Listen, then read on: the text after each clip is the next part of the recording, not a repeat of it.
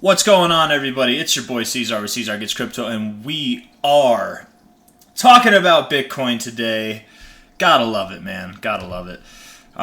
This is the best part of the day for me right now, man. It's been a busy day. It's been a busy day. And I'm glad to be here doing this with you guys. I know I made a video yesterday talking about this daily close here and how we had the psychological level of $30,000 break.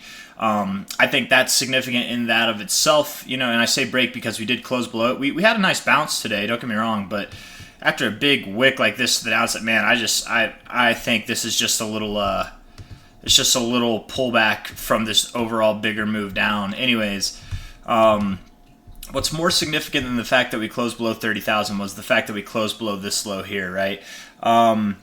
We were closing higher here, and then we kind of rejected down. This higher close should have been a chance for the bulls to pursue higher prices, and we actually got kind of a bull trap, I would say. This whole range has been very trappy, and it's not that trappy, man. I mean, if you're losing money on this range, trading this range, you are a straight degenerate, or you just have bad luck, man, or you're doing it wrong, because like this is a 6% range, man. What are you doing losing money on a 6% range? If you're like me or like most people, you're probably just waiting, right? You're probably just waiting for Bitcoin to make a move. Maybe you're waiting in cash, maybe you're waiting in Bitcoin, maybe you're waiting in altcoins. Maybe who knows? But what I'm trying to say is I'm hoping that most people have not, if they've been trading this range, have not been getting psyched out by it. I hope you guys have been killing it, whoever you are, you traders out there.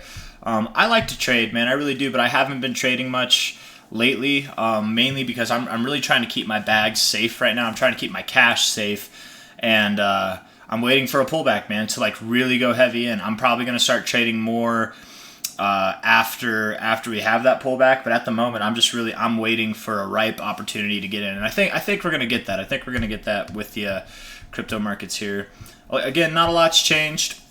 I still do think we're going down. I think we're making our way down as we speak. It's just going to take time, We at the moment, it looks like we bounced off the 50 area, which is nice. It's a good sign. But on the 4 hour here, we're rejecting the 50 area not once but twice. It looks like we have this kind of, let's see, if we go on the 1 hour, it might be more visual.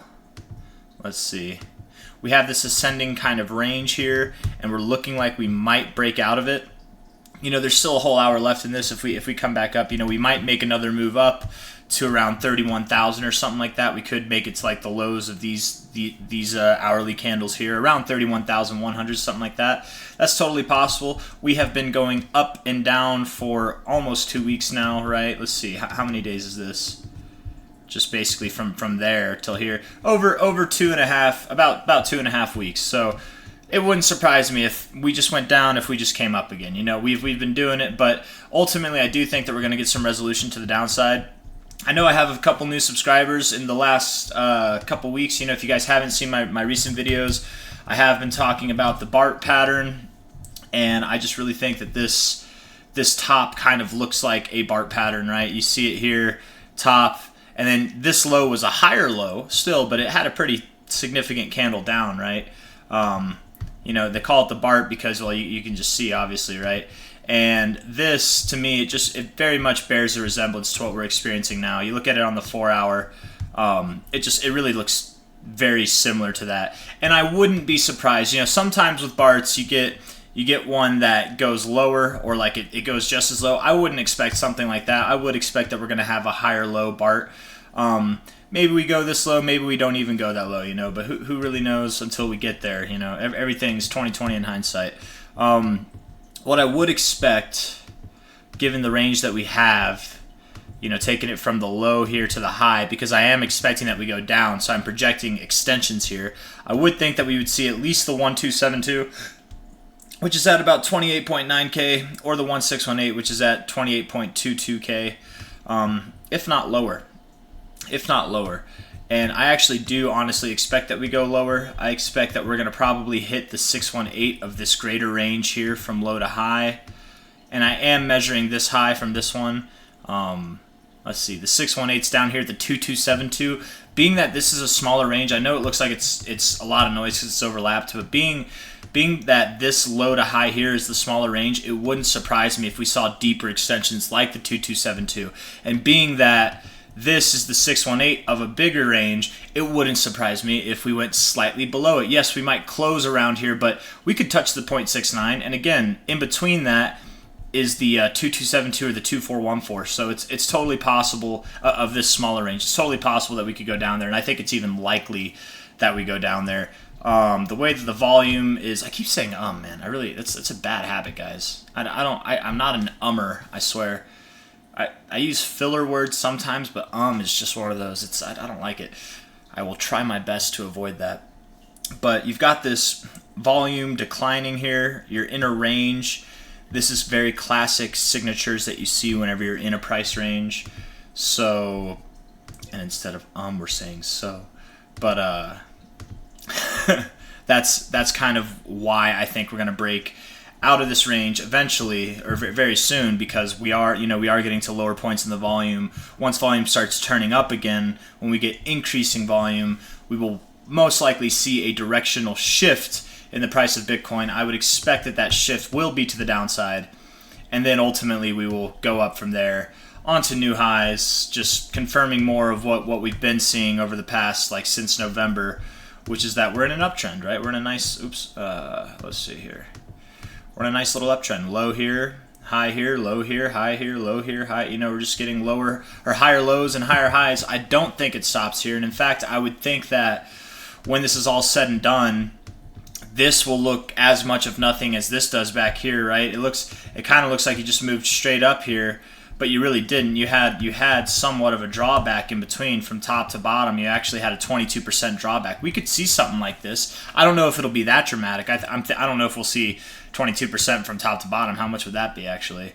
That would be, yeah, I don't see that. That would put us lower than this low here. I'm thinking more around like 14% of a drawback at the most, maybe 15% at the most. But just like this really doesn't look like that much of a stopping point. We just went straight up from there. I think at the end of the day, when this is all said and done, this is just going to look like a move that's going straight up. At the moment, it feels like we're going sideways on a daily, on a 4-hour. Yes, it's been boring, but that's just how it is sometimes. Good things take time, and not everything moves in a straight line. It doesn't move in a straight line up, and it doesn't move in a straight line down. We went up, we had a 22% drawback there, and we kept going up, right? We went down, and we had here, from bottom to top, we had a 25% move. So price does not move straight up or straight down. It doesn't have to have corrections, but it's very normal, and in fact, I even think it's good. Most people would say it's good to have corrections along the way. That's how you make more sustainable moves. You get the end of your moves whenever you get these kind of just ginormous runs, and then that stops it there. But I don't know. Maybe not for Bitcoin. To be fair, we didn't really have any significant pullbacks along the way on this last bull market, where here we definitely did have more significant pullbacks along the way. But sorry. Fiki, are you okay? That was my cat. I tried to pet him. He just meowed. Fiki! I tried to pet him, and I accidentally kind of hit him in the head. I pet him a little too hard. He snuck up on me. Anyways, poor guy. He ran away. He feels bad. Anyways, let's see here. On the weekly, it does kind of look like we have bearish divergence forming. It definitely does. We have a high here, higher high here, lower high here. So that does kind of look like bearish divergence, but I don't think it is. I think ultimately, again, this is going to just play out to the oversold or the overbought zone. But in the meantime, we probably do come down just a little bit. Just a little bit. And I feel like I'm just kind of going on a rendition of the same stuff I've been saying for the past few days. We can look at it here on the 4-hour to make it more relevant. I feel like these moves to the downside are a bit more substantial and tenacious than they've been before. Here we were going up and down and up and down and up and down. Where now, yes, we did go down and up, but we only went up for a quick bit, and we sold violently to the downside. This is one of the bigger moves, To be fair, I guess, let's see here.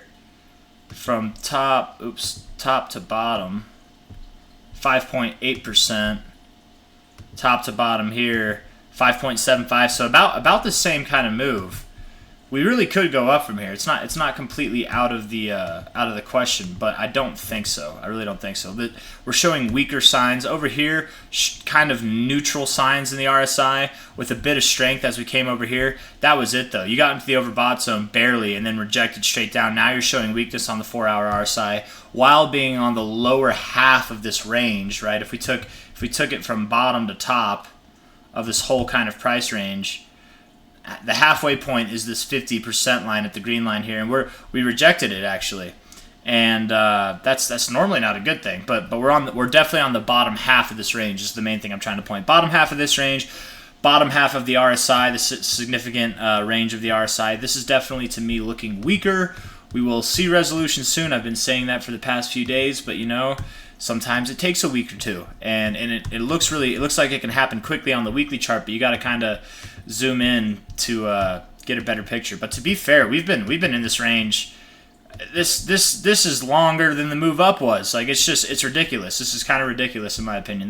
We've definitely been in this range for a little bit too long, and we're due for a move out of it. So whether it's to the upside or downside, it's going to happen soon. I think it will be to the downside though. For the reasons I've listed already. Let's see here. On the daily time frame even, you rejected the overbought zone. You came out of it, came up, rejected it, and you went down. So like this doesn't look good to me. You have bearish divergence on the daily. I don't think we've seen it play out yet. I mean, technically, I guess we could have, but I don't know. If we get below this 50, that'll be really, really telling on the daily. I doubt that we get below the 50 on the weekly. I doubt that we even actually go near there. Maybe we bounce around the 55 area on the RSI. But here on the daily, I don't know. We might. I don't think we're gonna get oversold. We might bounce off the 40. We could go lower, but something below the 50.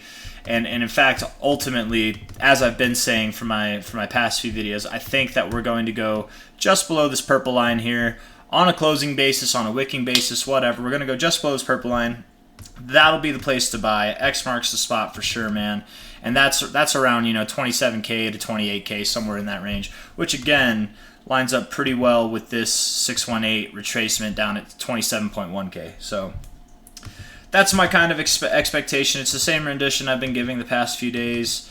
And yeah, there's something else I want to talk about real quick. And that's because I see a lot of, I watch YouTube videos, man. I try to stay involved with as much as I can, but I've got real life stuff. I can't be watching everything, but I do pay attention to some of the bigger accounts. And I've seen people talking about altcoins and tokenomics. Altcoins and tokenomics, and just like talking about how these coins are going to do 1,000x's, 100x's. They're all, all these coins, which by the way, most of them are brand new. They're from the last bull cycle. They're literally from the last bull cycle. And there's OG coins out there that are way more established, that are, in my opinion, I think the next... Sorry, I thought I heard something. I think there's a party going on, and I have a baby sleeping, so like when I hear someone yell outside as a party's going on, I'm thinking it might be her crying, but it's not. Anyways, what was I saying? I think that this next bull cycle is going to be the pump for a lot of OG coins, and I think a lot of these coins that are new, that a lot of these new crypto people are behind. They have a lot of focus on them. I think they're going to underperform, man. They're going to experience a lot of issues that these OG coins experienced whenever they were starting out, but now they're on top of it. Now they're more established. They've been around. They have passed their security tests, man. They haven't been hacked, or they have been hacked and they locked it down better. Solana's a perfect example of a new coin that doesn't have its shit together, right? It's shut down I don't know how many times, man. And it'll probably get its act together at some point. There is enough of a following behind it, and they got enough money, hopefully. But what I really want to talk about is people think that all these coins are going to be worth hundreds of billions of dollars one day. And I just, I know that we have some cryptos now that are and that have, and I think there will be plenty of cryptos that will break $100 billion, but not all these shit coins, for lack of a better word, genuinely. Not all of these shit coins are going to break $100 billion. Not all of these coins from the last bull cycle, and in fact, most of them, most of the big names from the last bull cycle are going to be irrelevant in this bull cycle. They might do good relatively. They might have a 2x. They might have a 10x. They might even have a 40x, which is great. They're not going to 100x. Everybody just thinks that these things are going to 100x, and I really would just try to pay attention and check yourself if you're just believing hopes and dreams, and that's why you think that these things are going to pump. Actually do your research. See what the coin is about, what the project's about itself. Don't just go off of hype. Hype is a good thing to go off of in crypto, but don't bet the farm on it. What I'm trying to say, what I'm really trying to get down to is there are, let's go to it right now. Let's do it right now. CoinGecko.com. This is kind of like a PSA, I promise. We go to market caps here, okay? Let's go to the lowest one. So Dash is the 100th coin. It's at $381 million. And the thing is a lot of us in the crypto industry would consider this a low cap. And it is. In stocks and markets, $381 million is a low cap. But let's be real. $381 million is a lot of money, especially for a project that most people don't use in the world. Most people don't use. Let's go to TradingView again. Type in NGVC, Natural Grocers. I don't know if you've heard of it. This is a company. They have a ton of stores in the United States. They're a health food store. They're like Whole Foods, but way smaller, like Sprouts, if you've ever heard of them.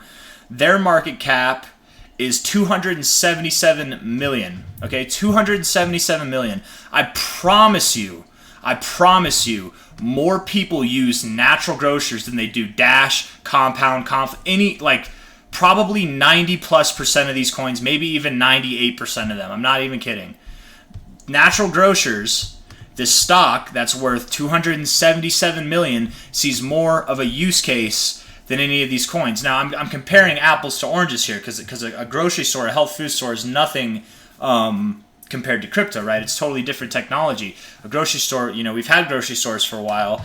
We kind of know what to expect with them. Crypto is brand new, so that's where we get all these pumps from. But the thing is, in the long term, this I don't think is going anywhere but up, probably. In the long term with these, a lot of these coins will see their day, but they will give it back.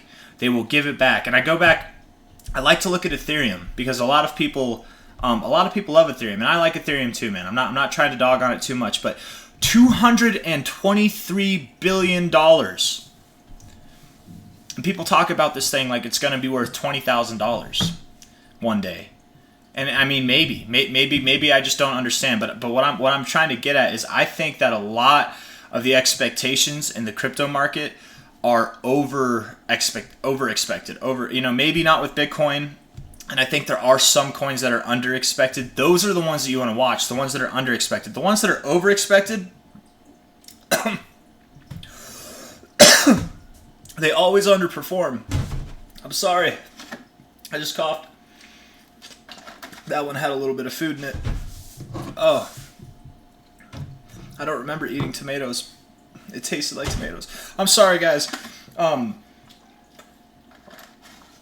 I'm trying to get at is, again, the same point. What if Ethereum, just bear with me here.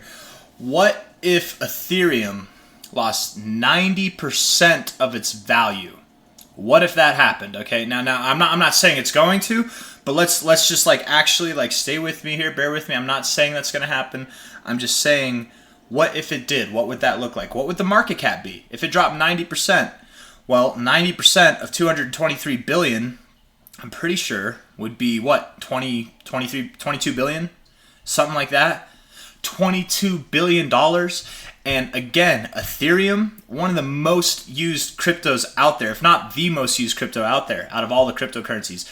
I would bet more people use Natural Grocers than they do Ethereum. And again, I'm comparing apples to oranges, but is this apple really worth 281 million, while this orange here, if it took a 90% drop, it's still worth 20 billion? That's an insane markup. You know what I mean? I think what I'm trying to get at is I think a lot of these cryptos, a lot of these top 100 cryptos, they could lose a ton of their value and still be fine. Still be totally fine. Like literally still be fine. Ethereum could drop down to $23 billion and it would still be fine. Now I don't think that's going to happen. I think there's too much interest in it. I think people would scoop it up before it ever got that low. But I'm telling you, a $23 billion market cap, that's nothing to be ashamed of. And that's a 90% drop from here. Are these cryptos, we go down the list of the top 100, even here, right, at these like $1 billion ones. All these like kind of no-name coins. I mean, Filecoin's not a no-name. Kronos isn't really a no-name. HBAR's not a no-name. But I mean, at the same time, kind of. Because if you go around the streets and you ask people about these, they don't know what it is. But it's got a multi-billion-dollar market cap. That it just doesn't make sense to me, man. And maybe I'm missing something. Maybe I'm missing something. I do think inevitably there will be a lot of coins. There will be a handful of coins that do achieve several $100 billion market caps, $1 trillion market caps even in the future. But I don't think a lot of them are going to sustain that. I think we are in a hype phase for crypto right now. We are definitely in a hype phase for crypto. And the fact of the matter is, a lot of these coins could lose a ton of value and still be fine financially. Their companies, the people behind them, the developing teams, the miners, they will still make money off of it, even if you, the investor, lose your ass. Okay, so just be aware of that. Be very, very, very aware of what you're investing in. Make sure that you can see it lasting in the long term, like Bitcoin, right? I mean, Bitcoin's going to be around until we die, guys. You're going to be safe in that.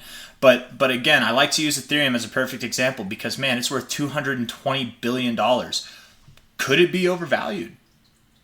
Like, could it be? Could it go up from here and still be overvalued? Could it go to $1 trillion before it ever goes like way down? Yeah, I think so. But I think one day there will be a massive correction in the market. Maybe it happens in this cycle. Maybe it happens 5 cycles from now. I don't know. But if you're planning on holding these altcoins for the long term, I think you've got the wrong idea. That's my opinion, man. The only coins that you should be holding for the long term is probably like coins like Bitcoin, like truthfully coins like Bitcoin, maybe Bitcoin Cash.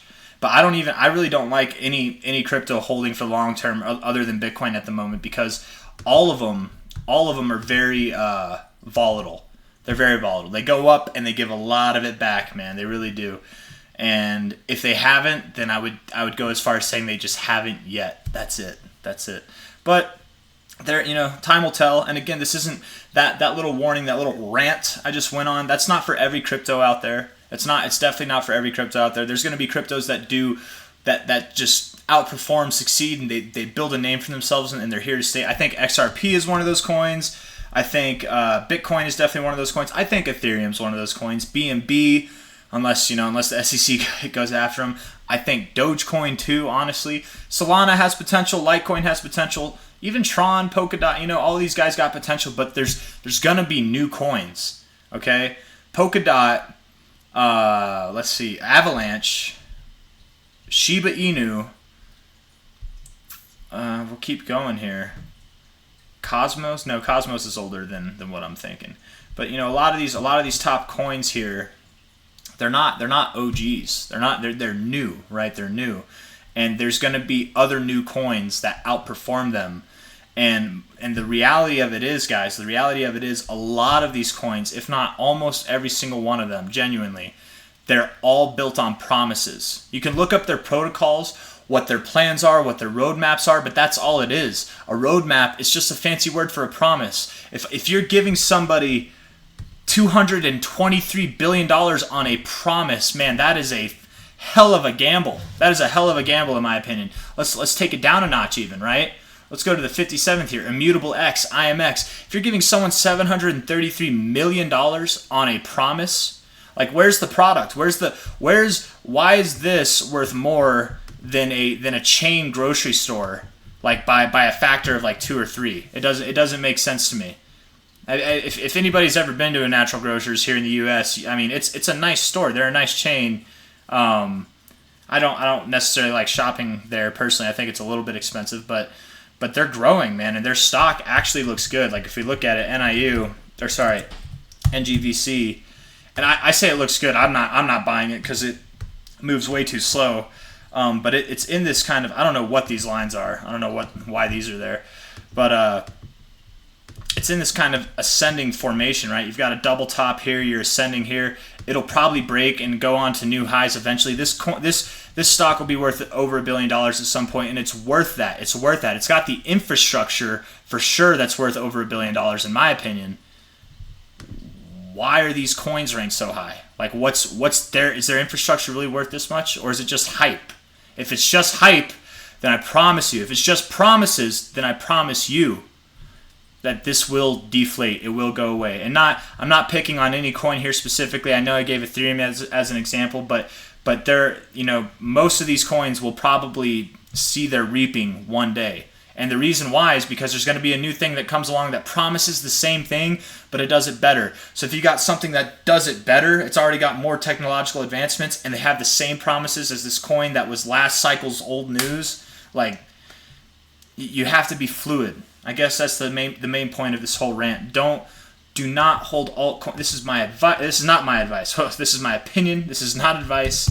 The only things that you should really be holding on for the long term, I know it sounds blasphemous, but it's probably US dollars and Bitcoin, maybe gold, something like that. I don't know, but probably, for the long term. And then when these cycles have lows and stuff like that, that's when you get into crypto. That's when you get into Bitcoin. That's when you get into altcoins. Is it a good time to get into altcoins now? You can always check by going to the btc.d.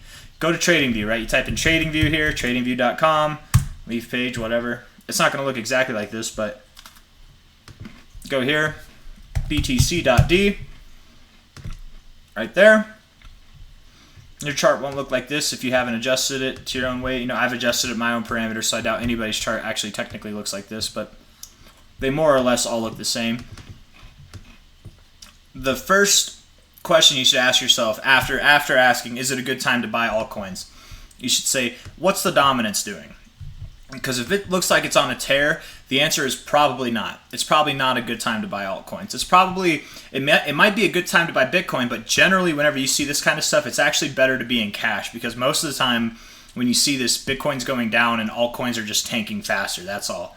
You're seeing more of that reaping, the realization that a lot of these coins are all hype. They're all promise, and that's what they are. Go through, man. Go through and look at them. Go through and look at the ones that actually have infrastructure. That's why I like Ethereum. That's why I like XRP. That's why I like BNB. These coins, BNB, it's the coin behind the biggest crypto exchange in the world. Okay, I can get behind that. Ethereum, almost every single crypto. Like, do you know how many ERC20 tokens there are? Do you know, like, that? It's the bridge between a lot of cryptos and blockchain. You know what I mean? Like, or a lot of ideas in blockchain. Smart contracts. This was like the first. I'm pretty sure this was the first coin that created smart contracts. Like, there's value in that. XRP, again, they've got their own structure, their own infrastructure, and everything. Dogecoin doesn't have any infrastructure at all. The only thing I like about Dogecoin is it's kind of like a one-off. It was supposed to be a joke. It's being taken seriously now, and it's actually better than the dollar. So I think it's actually undervalued personally. I don't think it needs an infrastructure, and I don't think all of them necessarily need an infrastructure if they have the right hype and the right community and the right belief in them. But not all of them. You can't pump an entire market off of that. At least, I mean, during the bull cycles you can, but you can't just run off of that forever. And that's why inevitably, again, I think most of these coins, take a nice look at the top 100, man, because most of them will not be here in the top 100 after this next cycle. And then cycles down the line, maybe 10 of them will still be here. Maybe more, but I doubt it. There's going to be, if you think in 20 years, if you're the type of person that wants to invest for the very long term, you want to retire on this stuff, take a solid look at these top 100 coins, because it's going to be a new list by the time you retire, I promise you. And the ones, if you're holding on for some until you retire, the ones that you should hold on to are the ones that actually have value, that actually aren't just built on promises. And I will pick on one of them. Let's see. Where is it? Where are you? I know, right here. Algorand. That is the promise coin of promise coins, man. Algorand reminds me exactly of EOS. It's got the promises, man. It sounds beautiful on the paper, but where's the product?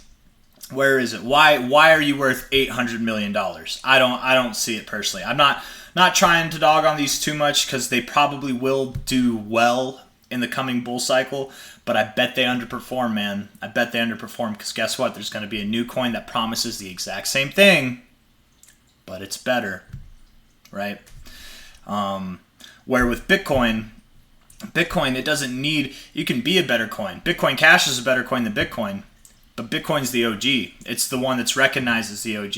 It's got the higher market cap. It's got the most, what's the word I'm looking for? Server basis. It's got the most decentralized server usage. People are contributing to the system around the world, right? On Bitcoin more than any other crypto. Maybe Ethereum actually, but that's why Bitcoin's not going to go away, right? It has promises. Bitcoin has promises that it hasn't fulfilled yet. It's got probably less infrastructure than a lot of coins do, but it's got a fundamental basis that outweighs a lot of coins too, like dramatically. And I don't know, man. I'm just rambling here. This video was really supposed to be about Bitcoin, and well, I turned into something else. So with that, leave a like if you like the video. Subscribe if you want to see more. Yeah, have a good night, everybody. Take care of yourselves and just be smart, man. I went on that whole rant because I see a lot of people. I understand, man. I really understand having a belief in a coin. I understand that doing the research and following what they say they're going to do, you're not dumb for thinking that that's valuable. If they do what they say they're going to do, like great, your value will be realized. But 90% of businesses, right, they go under eventually, right, or they get bought out. 10% of them, like most startups, they fail. Basically, is what I'm trying to get at. Crypto's no different, man. Go to the top 100. 90% of these will fail, and they are very, very highly priced for things that will probably fail eventually. And the reason for that is a lot of these promise the same thing. They promise very similar things. You don't need 100 different ways to send things decentralized autonomously to other people peer-to-peer. You don't need that many coins to do it. You really just need one, maybe 2 or 3, whatever. And that's really at the end of the day where the value is going to go to. It's going to be the one that fulfills its promises. And again, Ethereum, coming back to Ethereum makes promises all the time, and it doesn't keep them. It doesn't keep them. It doesn't keep the day that it promises. It'll have updates, and it takes longer. But inevitably, Ethereum does actually pull through with its promises. It does do the upgrades. It does get the hard forks out there. It does everything that they say they're going to do. Maybe it takes a little bit of time, but they actually do it. They have since their existence, they have done every single thing they say they're going to do. So there's value in that. EOS. Algorand, have they done everything they said they're going to do? I haven't seen. Man, I don't think so. And yeah, I don't know, man. I'm done. I'm done with my rant. So take care, everybody. Have a good night. Bye-bye. Adios.